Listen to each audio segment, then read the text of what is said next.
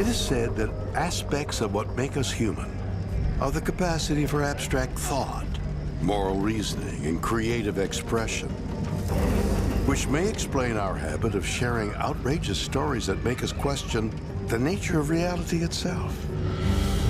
Might the legendary Bigfoot wander the Pacific Northwest? Could Area 51 be hiding extraterrestrial secrets? Or are there places where you can really stumble upon a portal to hell? These are but a few of the countless questions raised by the thrilling tales we call urban legends. An urban legend is a modern folktale, and we tell them for the reasons that people have always told folktales.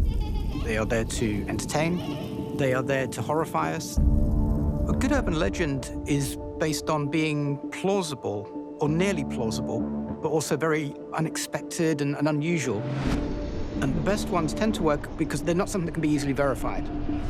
I think that's part of the appeal. We are attracted to the mystery. Urban legends come out of nowhere and spread very, very quickly. A lot of these legends are about scary things. Monsters, ghosts, horrible things that could go wrong.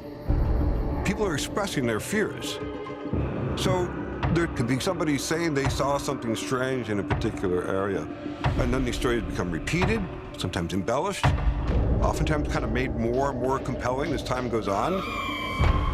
The real heyday of urban legends was the 1970s and the 1980s. The legends circulating at that time were stories like The Vanishing Hitchhiker, which is about the motorist who drives past a young woman on the side of the road and she asks for a ride.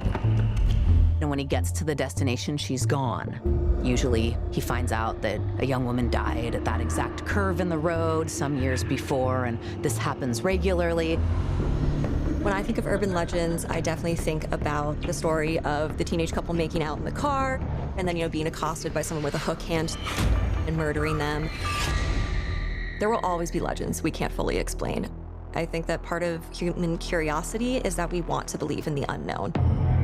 While some urban legends seem too far-fetched to be true, there are, in fact, stories whose origins are shockingly real. Urban legends could be based on some sort of true event, and it got perhaps exaggerated, or the names and places were changed. One example is that there are urban legends about alligators that have gotten flushed down the toilet as babies and now live in the sewers and eat sewer workers.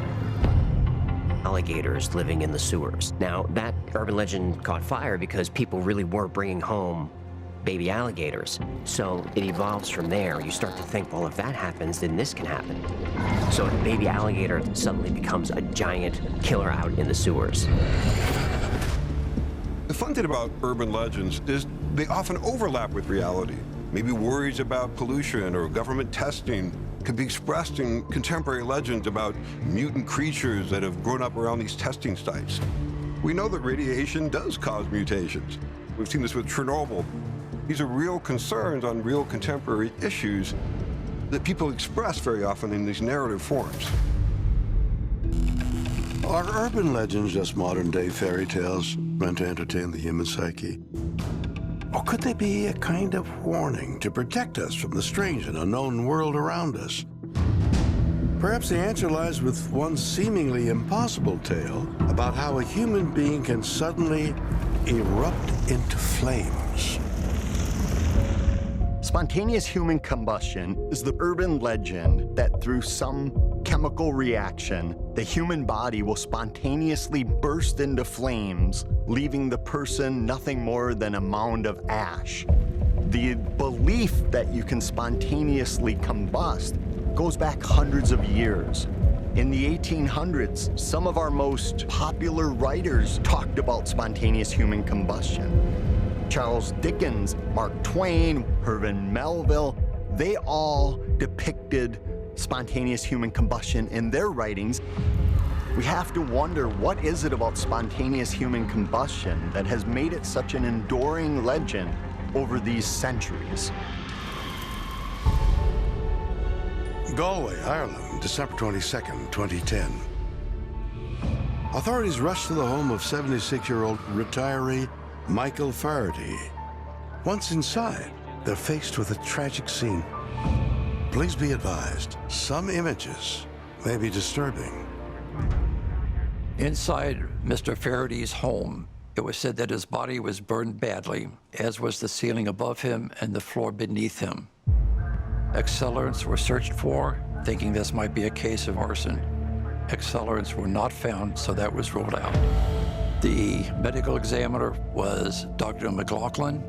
After 9 months of investigating the case, he declared it to be, remarkably, death by spontaneous human combustion. The coroner decides that this spark has come from within the body. It couldn't be from anything else. It has to have come from within.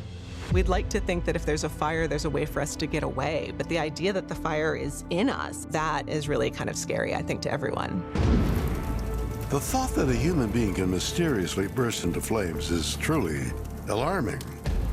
But what could have led this coroner to deliver such a bizarre diagnosis? Well, as with many urban legends, this strange event seems to have happened more than once.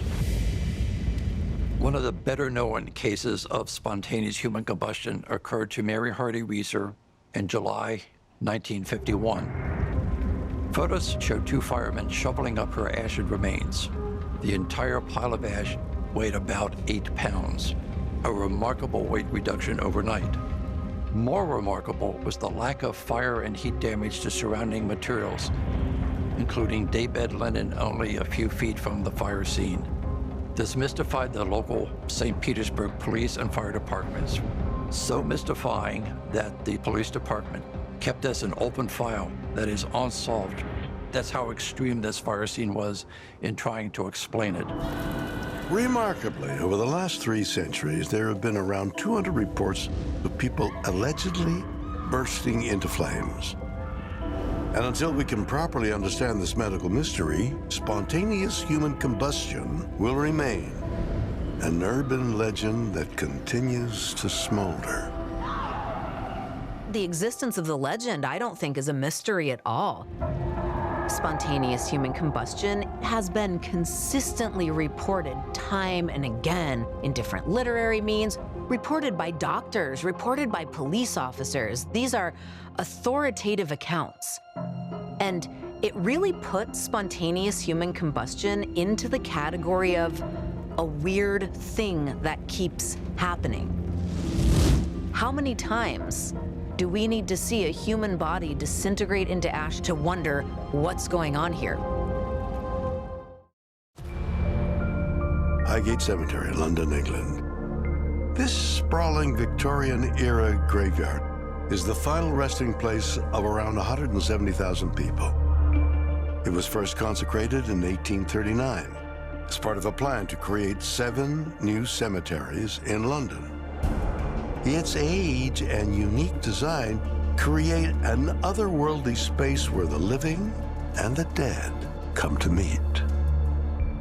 Highgate Cemetery was first laid out in the mid-19th century. There's avenues, and there's circles, and there's winding paths, and you can get very lost there. It's a very creepy place because the Victorians were obsessed with death, and they loved creating necropolises, and that was one of them. There's so many kind of spooky, dark, moss-covered columns and tombs. You always do feel that there's just something lurking around the corner, if not behind a headstone, waiting to jump out at you. While Highgate's Victorian monuments to the dead create a spooky impression, the cemetery is perhaps most famous for being the home of a monstrous urban legend. It is said that this old graveyard is the haven of a bloodthirsty creature known as the Highgate vampire. In 1970, there were rumors that circulated that a vampire had been seen in the cemetery. The Highgate vampire story happens at a time when there's a lot of interest in the occult, in horror. You've got the Hammer horror films in the cinemas. There's the Dracula series with Christopher Lee playing the vampire. And really that kind of feeds into the public consciousness. But I defy you to go to Highgate Cemetery and not feel a sense of fear. If there's going to be a vampire anywhere, it's going to be in Highgate Cemetery. The vampire tradition, it's a very old tradition in Europe. Now, the traditional vampire was a loathsome, repelling creature, someone who is so evil and rotten in their soul that when they die and you bury them, their soul is not going to leave that body. Their soul is going to get up with that body and then go terrorize the local communities. They drink people's blood. The Highgate vampire is a combination of things that emerged around the late 1960s and 1970, around Highgate Cemetery. There are accounts of an evil presence that people claim to have seen, and you've got a real sort of panic on your hands. Could a vampire really be terrorizing Highgate Cemetery? What would cause people to even consider such a claim? In 1969, there had been some pretty serious vandalism and grave desecrations going on in Highgate. It was not uncommon to find bodies that had been dragged out of their coffins and left lying in the path. You have rumors of Satanism. David Farrant ran a group called the British Psychic and Occult Society. So he was interested in all kinds of supernatural topics. So David Farrant decided to do a sort of investigation. He did an all-night vigil in the cemetery. And he said that while he was doing this, he saw a dark figure moving across the cemetery. It was about 7 feet tall. And when this sort of shadowy figure looked at him, he was hypnotized by its eyes. He felt paralyzed. So after having this encounter, he eventually wrote the local newspaper and said, "I have seen this mysterious specter in Highgate Cemetery. Has anybody else seen this?" And it turned out lots of people had seen strange things in the cemetery, and all the rumors about a vampire began to accumulate.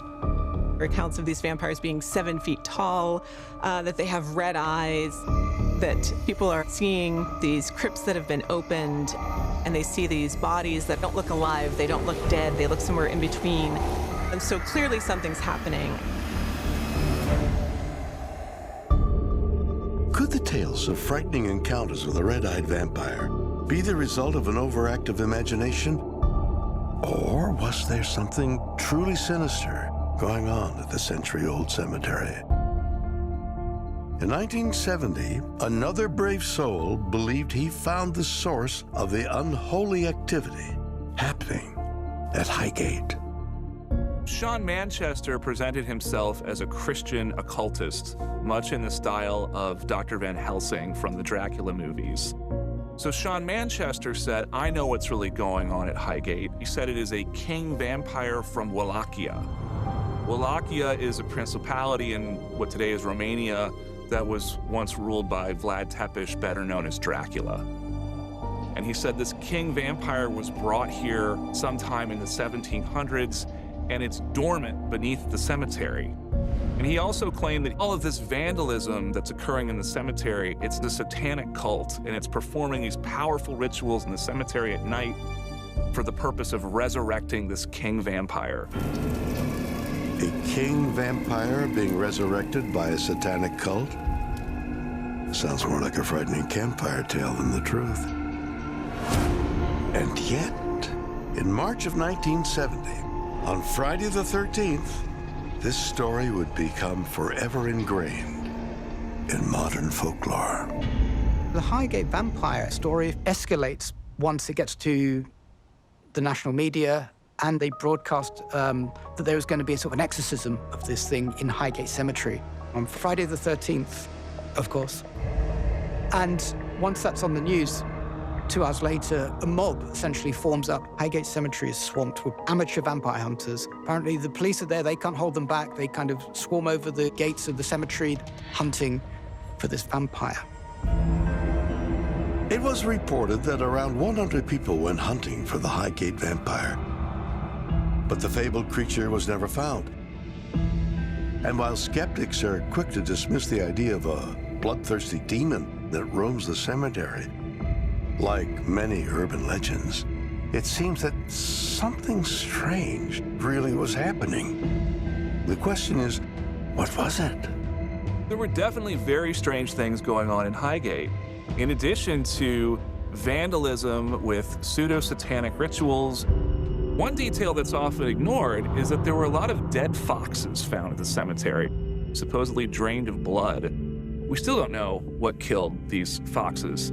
So this is often how urban legends form, at the intersection of unexplainable phenomena and then folklore rushing in to build a story about that mystery.